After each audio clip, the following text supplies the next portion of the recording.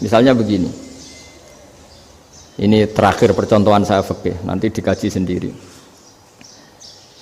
Ada seorang A'rabi, Ja'a A'rabiyun. Ini di hadis sahih diulang-ulang di semua Al-Kutubus Sittah ada peristiwa ini. Ja'a A'rabiyun ila Rasulillah sallallahu alaihi wasallam faqala ya Rasulullah ahlaktu. Qala wa ma ahlakaka? Qala wa qatu imraati fi nahari Ramadan. Ya Rasulullah, saya ini orang yang rusak. Kenapa? Saya ini hubungan intim sama istri saya ketika masih siang Ramadan. Singkat cerita orang ini dihukum berat sama Nabi. Hukumannya adalah karena dia membatalkan puasa ketika dengan hubungan intim. Sama Nabi dihukum, kamu harus merdekakan budak. Wah, tidak mampu ya Rasulullah, saya tidak punya budak. Jadi ini bukti bahwa agama ini sangat sosial sehingga sebagian kafaroh harus memerdekakan budak. Kamu kalau gitu puasa 2 bulan. Yang baru puasa 2 hari aja kecelakaan malah disuruh puasa 2 bulan. Ya sudah, kamu ngasih makan 60 orang miskin. Saya ini orang paling miskin. Kok jadi sudah miskin agak hiper lah orang itu. Poso-poso kok gitu. Itu kata ulama, kalau orang Jawa gak mungkin makanannya tempe mendoan, gak mungkin itu. Di Jawa itu gak mungkin lah ada orang batal puasa karena hubungan intim. Ada istrinya gak cantik, cerewet, sang lanang mangane mendoan. Itu tidak mungkin, kecelakaan itu tidak mungkin. Tidak mungkin itu. Tapi kalau Arab mungkin karena makanannya daging.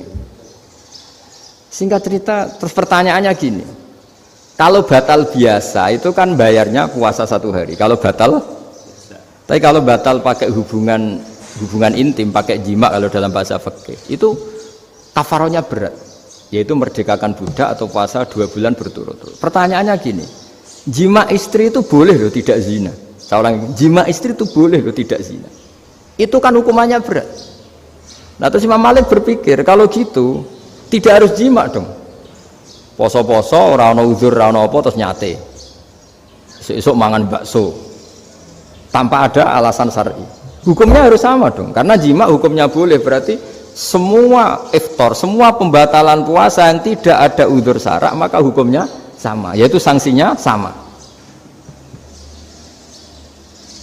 Masuk akal enggak? Masuk akal dalam mazhab Imam Malik. Dalam mazhab Syafi'i enggak. Mulai dulu jima itu beda. Kayak mertamu nih gone wong, mangan iku oleh, tapi nak nggo bojomu mbok jima niku wis nemen ngawure lah. Tetep beda. Dari Imam Syafi'i itu pokoknya beda, jima sama makan itu beda. Lah ya terus setelah itu terus ada pertanyaan, bagaimana kalau makan dulu baru jima? Ribet kan? Makanya itu sampai dibabkan Kitabul Khilafil Fiqhi, bab merekayasa fikih. Makanya itu perdebatannya orang Hanafi sama Imam Syafi'i juga sama. Ada orang jam segini lapar sekali, kalau langsung makan kan kena sanksi. Ya pergi aja dulu, pura-pura ngaji ke Gus Bah gitu. Nanti kan jadi musafir kan? Wah itu sudah boleh itu kan? Musafir. Padahal enggak. Memang dia pergi itu karena supaya bisa makan. Mau enggak kepikiran ngaji, kok tahu-tahu ingin ngaji. Mumpung Ramadan nah. Nah makanya dibabkan, apakah boleh merekayasa fikih? Tapi fikih bisa apa coba? Dengan status kamu musafir, ya memang boleh iftar, boleh berbuka. Lah itu terjadi terus perdebatan ulama menyangkut fikih.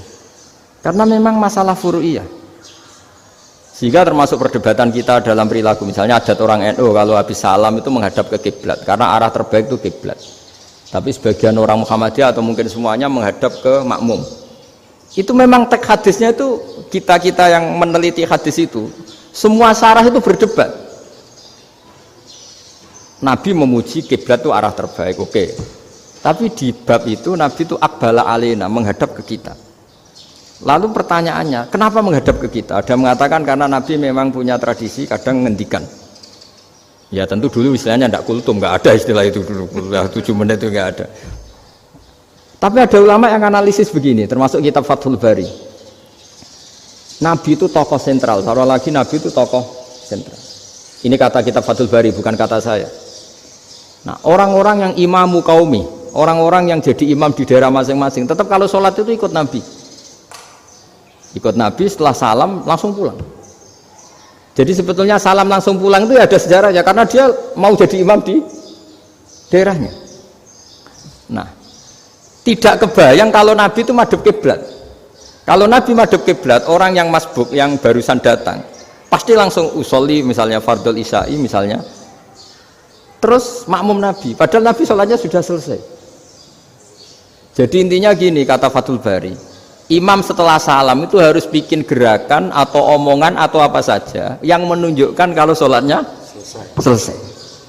Di antara gerakan itu adalah beliau harus menghadap ke hadirin atau menghadap ke utara atau apa saja yang penting menunjukkan kalau sholat ini sudah selesai. Itu fikih. Jadi fikih itu cara menganalisis itu memang unik. Karena kalau Nabi tetap seperti itu, posisi pancet seperti itu, maka orang yang baru datang mengira Nabi masih sholat. Nah, pertanyaannya kalau mereka sudah takbir, malah sholatnya tidak sah. Kenapa tidak sah? Menggantungkan sholat atau mengikatkan sholatnya dengan orang yang sudah tidak sholat. Jadi menjadikan orang yang nggak sholat sebagai imamnya, kan nggak boleh. Maka Nabi harus memaklumatkan dengan gerakan itu bahwa beliau sudah tidak sholat. Karena orang datang dari berbagai daerah.